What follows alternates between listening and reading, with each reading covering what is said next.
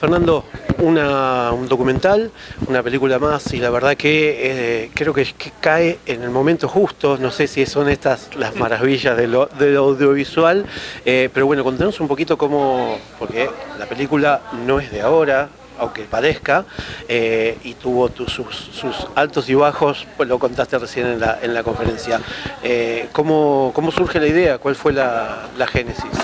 Bueno, la idea tuvo que ver sobre todo, y fue muy modesta, fue reivindicar que muchos de los que habían peleado, incluso con las armas en la mano, incluso dando su vida por ello, contra la dictadura de Pinochet en Chile, hoy estaban perseguidos. A partir de conocer a algunos que estaban exiliados aquí, otros en Europa, ¿no? Entonces, el día que estábamos terminando la película, ya con ese objetivo, surge la rebelión del 19 en Chile, que llevó, digamos, a prácticamente el fin del gobierno de Piñera, que fue un gobierno muy de derecha, muy ligado, digamos, a las ideas de Pinochet, que reprimió muy ferozmente todas estas expresiones populares, que por supuesto eran en principio pacíficas, pero bueno, terminaron siendo bastante violentas por reacción a la violencia policial, ¿no? Entonces, siempre nos llamó la atención cómo la derecha de acá admiraba el modelo chileno, que es un modelo donde está cristalizada la desigualdad, donde prácticamente no hay derechos constitucionales ni sobre los recursos naturales, ni derechos sociales, donde la educación está privatizada, donde la salud está privatizada, donde si sos rico tenés todo y si sos pobre no tenés nada, o tenés que tener 4 o 5 laburos y digamos todos ellos muy precarizados, vivir endeudados. Entonces bueno, es como una vida distópica, pero tal vez muy valorada por la derecha poseedora de todo aquí en Argentina, y que bueno, expresa un poco también la idea con la que llevaron a la gente a identificarse con las ideas de lo que estos llaman anarquismo capitalista, o no sé qué cagada de nombre, mezclando cosas que no tienen nada que ver con eso, con el capitalismo, cuya esencia es la explotación del hombre por el hombre y la concentración de la riqueza cada vez en menos manos, ¿no? Entonces bueno, la idea fue mostrar que no todo en Chile es el famoso milagro chileno, entre comillas, como dice la derecha, sino que también hay un trasfondo de resistencia que se extiende, digamos, hasta la época de Pinochet, y que hoy fue, digamos, de hecho, recuperado por muchos de estos jóvenes. Así que bueno, la película mutó, como suelen mutar las películas documentales, y en este sentido, en el buen sentido. ¿Por qué? Porque le agregó actualidad, le agregó juventud a la película, y muchas cosas que tal vez la película en origen no tenía. Si bien tratamos de que hubiera actores jóvenes representando aquella historia vieja, pero no es lo mismo actores jóvenes que miles y miles y millones de jóvenes movilizándose en todo Chile en contra de este sistema, ¿no? La película tiene mucho de investigación. ¿Cómo fue? Bueno, primero encontrar y bueno, tener este contacto con quienes fueron parte de este movimiento, y bueno, después desgranar y volver a juntar toda la historia para poder plasmarla en la película. Bueno, ese es el quilombo de un documental, ¿no? O sea, vos en general cuando haces una ficción ya tenés todo escrito, ¿entendés? Entonces, me acuerdo del viejo Martínez Suárez, que fue mi profesor, te decía, es muy difícil hacer una película buena con un guión malo, pero es casi imposible hacer una película mala con un guión bueno. Decía que bueno, casi todo ya estaba en el guión y que podía ser un poco más flojo o menos, pero si el guión era bueno era muy difícil que la película fuera mala, casi imposible. En el documental el guión es algo a posteriori, o sea, lo que justamente vos planteas, se hace una investigación, que a veces es una investigación alrededor de los libros, a veces es conocimiento de personas. Nosotros por diversas casualidades de la vida teníamos varias de esas cuestiones, teníamos también un pasado militante, más o menos hermanado con estas organizaciones, donde los refugiamos en Rosario cuando muchos de ellos escapaban después del atentado a Pinochet. Entonces es algo que conocemos hace mucho y siempre pensamos hay que hacer una película sobre esta gente, y participamos también de campañas de solidaridad por los que están exiliados, para que puedan volver a Chile o para que les den refugio acá, por ejemplo.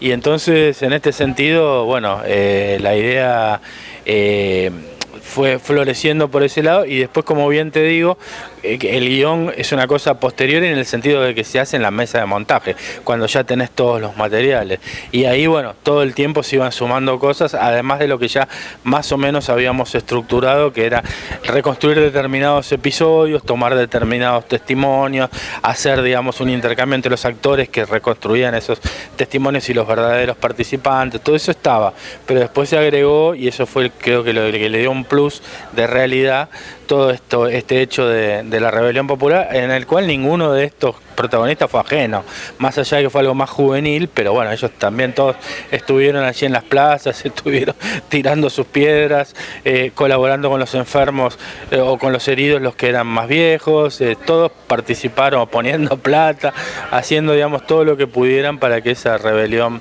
funcionara. Así que bueno, nos fue bastante orgánico dentro del guión esta cuestión de realidad que ya no dependía de nuestro pasado, de nuestras relaciones, de nuestras amistades o de nuestro estudio, sino que tuvo que ver con la realidad que te pasa por arriba como un tsunami, que es bueno esto que tiene, ¿no? de la realidad más fuerte en un punto que la ficción, y mucho más en estos países tan realistas, mágicos como los de Sudamérica.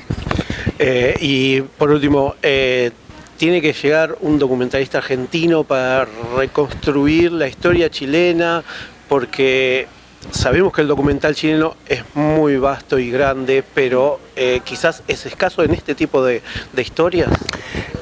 Tal vez les cuesta un poco, digamos, a los cineastas, ¿no? Por una cuestión de clase también, abordar, digamos, con absoluta, te diría, honestidad este tipo de cosas. Les cuesta un poco, además es algo que te ubica en un lugar muy politizado, sobrepolitizado, que es algo que acá también pasa, o sea, nosotros nos acusan, mucha gente nos dice, yo estoy por una búsqueda más estética, no tan política, como si las películas políticas no entrañaran una búsqueda estética. O sea, hay mucho lugar común que se dice, en casi todos los institutos se enseña ficción y después se pone en cuarto, quinto año un trimestre de documental, cuando en realidad la lógica para nosotros de la formación, que es lo que hizo la Revolución Cubana, por ejemplo, es primero hacer documental y después hacer ficción. Primero pasaron de los documentales de Santiago Álvarez a la ficción, muchos, Daniel Díaz Torres, Fernando Pérez, bueno, prácticamente todos los cineastas post-revolucionarios pasaron por mucho tiempo de documental, porque es mucho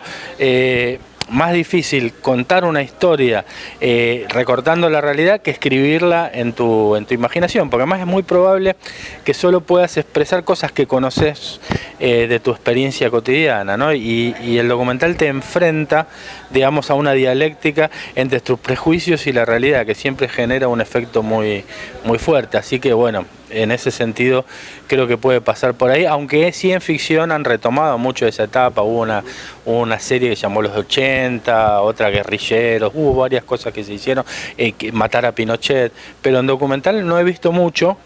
Tampoco te digo la verdad, he hecho una investigación demasiado exhaustiva sobre el tema.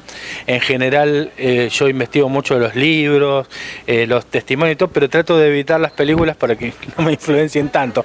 Así que en general trato de ver materiales cinematográficos después de haber hecho la película para justamente esto, no caer en la tentación de copiar o afanar ideas a compañeros que han tratado de hacer lo mismo, ¿no? Entonces le afano a los clásicos. Bien, bien.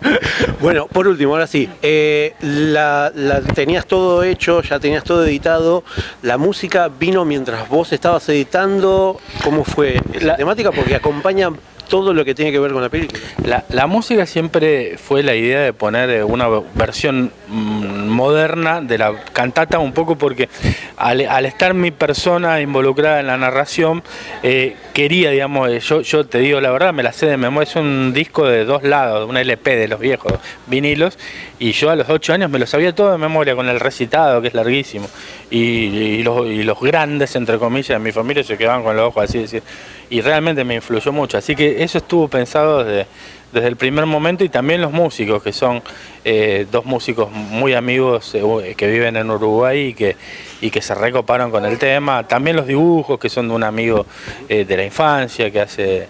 que es un gran admirador de Brescia, como se nota en las películas, y es buen dibujante, así que bueno, todo eso, digamos, te digo, en gran parte ya estaba pensado.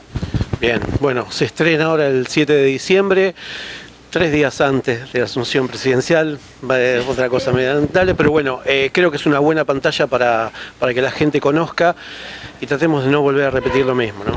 Sí, ojalá que la gente acompañe, ojalá que podamos permanecer en pantalla, ojalá que siga existiendo el Inca, y si no, bueno, nosotros estamos muy acostumbrados a remar en dulce de leche y contra la corriente, como el salmón, así que seguramente lograremos que la vea mucha gente. Bueno, si no nos encontraremos en las calles nuevamente. Nuevamente, bueno, te agradezco mucho. Gracias a vos. Estudiantil, sin conducción, pero vemos que llevan la batuta. 2 meses, 6 meses, 1 año, vuelven a los 2 años, 3 años después. Pero está esa efervescencia, o sea, está el caldito del cultivo ahí para cualquier cosa. Unámonos como hermanes, que nadie nos vencerá. Si quieren esclavizarnos, jamás lo podrán lograr. Si quieren esclavizarnos, jamás lo podrán